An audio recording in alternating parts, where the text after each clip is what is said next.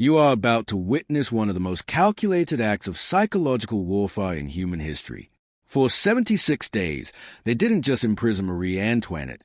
They systematically destroyed her humanity, piece by piece. And it all began with an 8-year-old boy. Forget everything you think you know about the guillotine. People say the blade was mercy, but what came before it was far worse. They discovered her one true weakness and exploited it with a cruelty that still haunts history. This is the story of Prisoner 280. It is July 3rd, 1793, the middle of the night inside the Temple prison of Paris. Heavy boots echo through the stone corridors, moving closer with purpose. Marie Antoinette is asleep beside her son, Louis Charles, only 8 years old. Her hand rests on his chest. She has not let him out of her sight since her husband was executed 6 months earlier. Suddenly the door bursts open. 6 guards storm the room, holding an official order. They have come for the boy. What follows echoes through the prison for an entire hour. A former queen becomes something primal. A mother fighting with every ounce of strength she has left.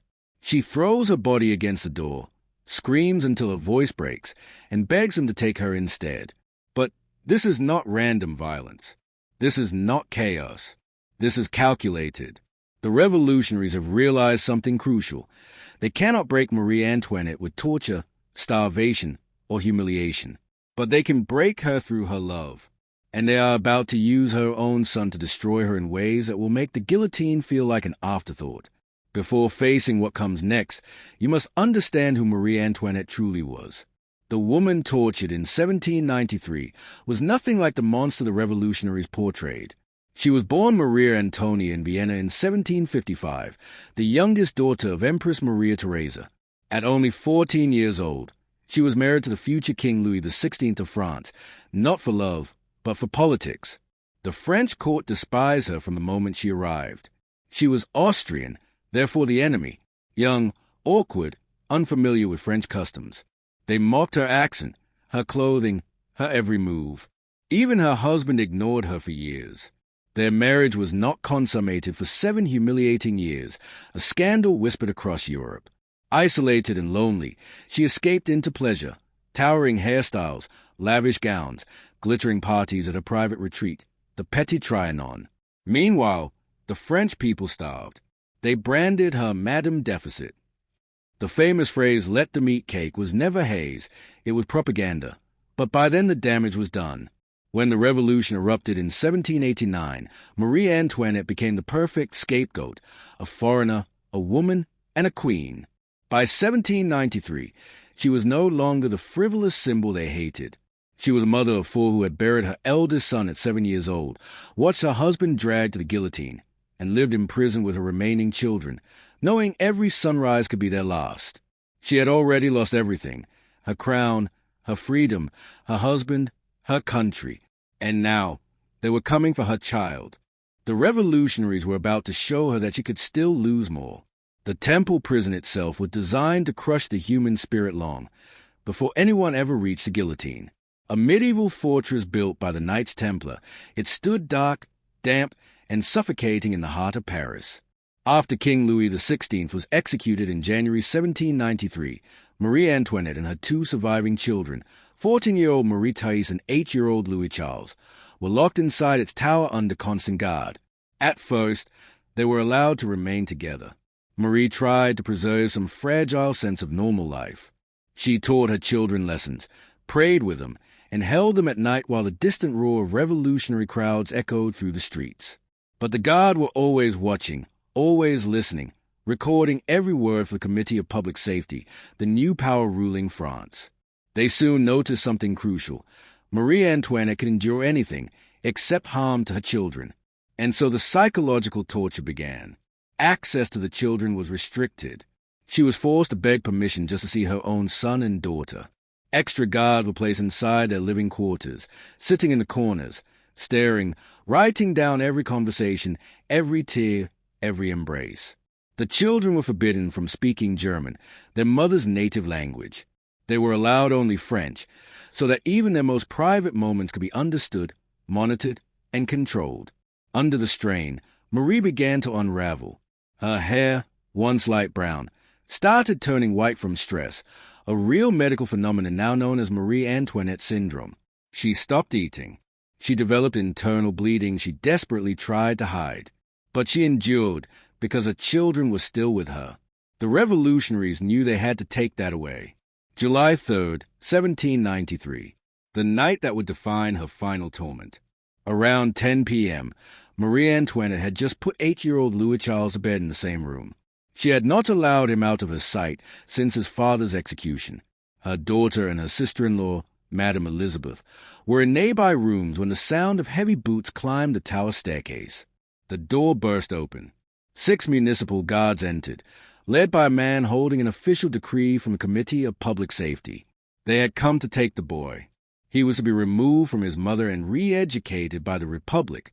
Marie Therese later described the moment in her memoirs. She wrote that her mother transformed instantly from composed to feral. Marie Antoinette threw herself between the guard and her sleeping son, grabbed Louis Charles, and held him so tightly he woke in tears. Then she began to scream, not the controlled objections of a queen, but raw, animal terror. "You will not take him. You will have to kill me first. He is only a child." For 1 full hour, she physically blocked the doorway, clinging to her son, refusing to surrender him. The guards threatened her, threatened the boy, threatened her daughter. They warned that force would be used. Still, she fought. Finally, Madame Elizabeth begged her to stop. The child was sobbing. Marie Therese was hysterical, and the guards were growing violent. At last, her strength collapsed. She kissed Louis Charles one final time and whispered something in his ear. What she said, history will never know. She watched as 6 grown men drag her 8-year-old son down the tower stairs.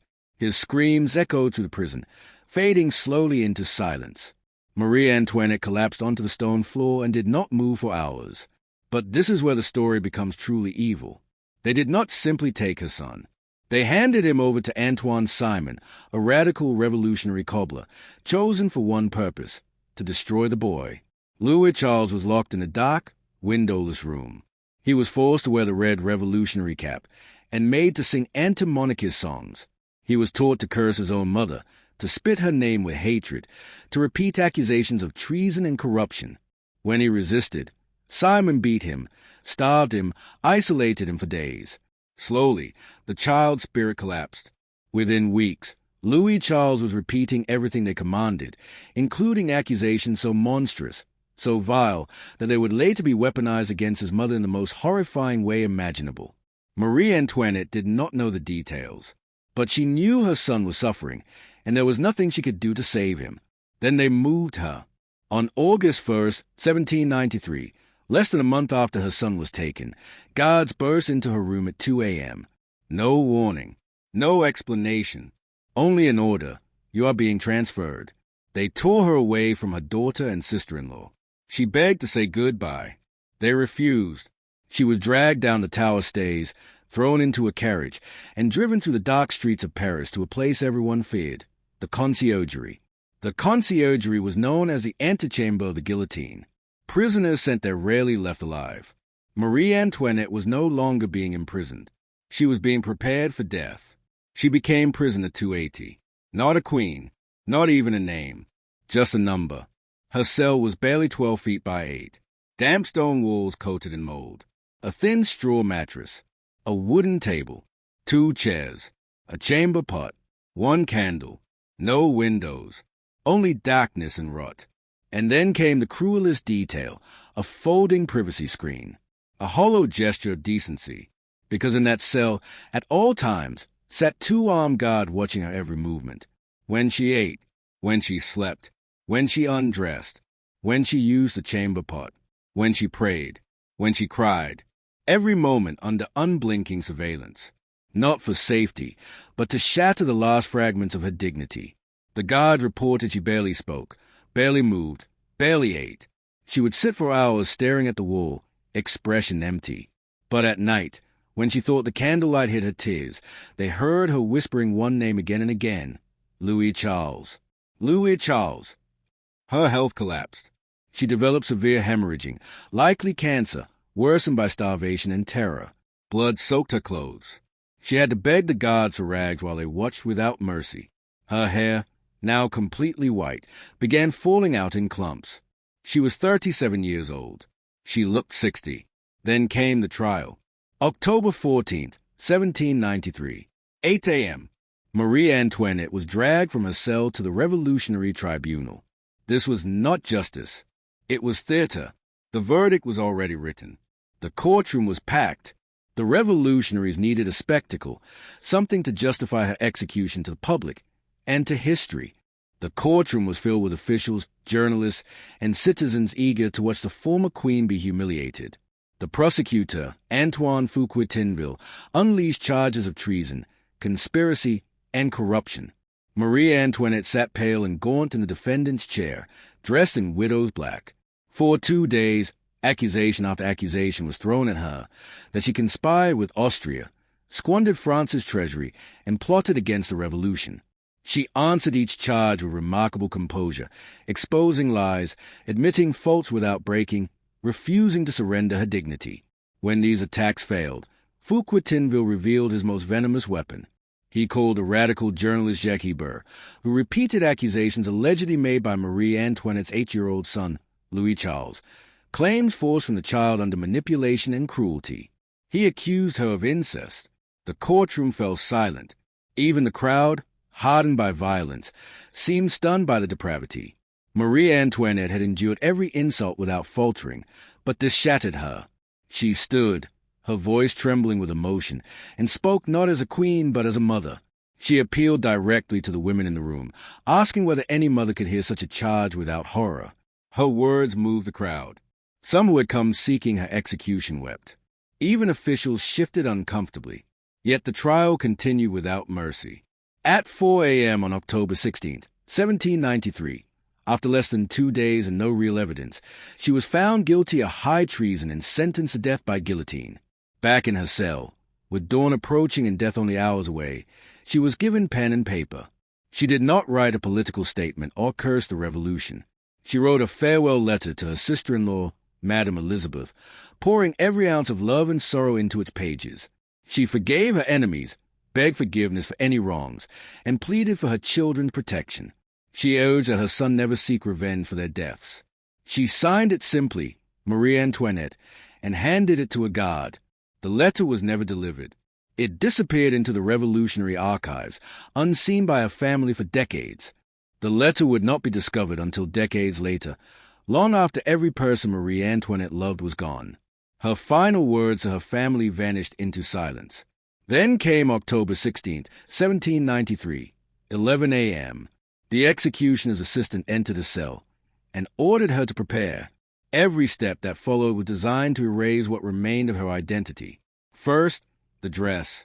She had been wearing a simple black gown since her husband's death. She was ordered to remove it and put on the plain white chemise of the condemned. She asked to change in private. The guard refused. She undressed in front of the men who had watched her for months. Then the hair, her once famous hair, now completely white and fragile, was hacked away with rough shears, no care, no ceremony, just sharp blades stripping her of another dignity. Then the binding.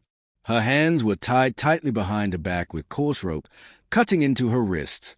She flinched and quietly said, "You did not bind my husband's hands like this." The guard ignored her. At 11 a.m., she was led from the conciergerie into blinding daylight.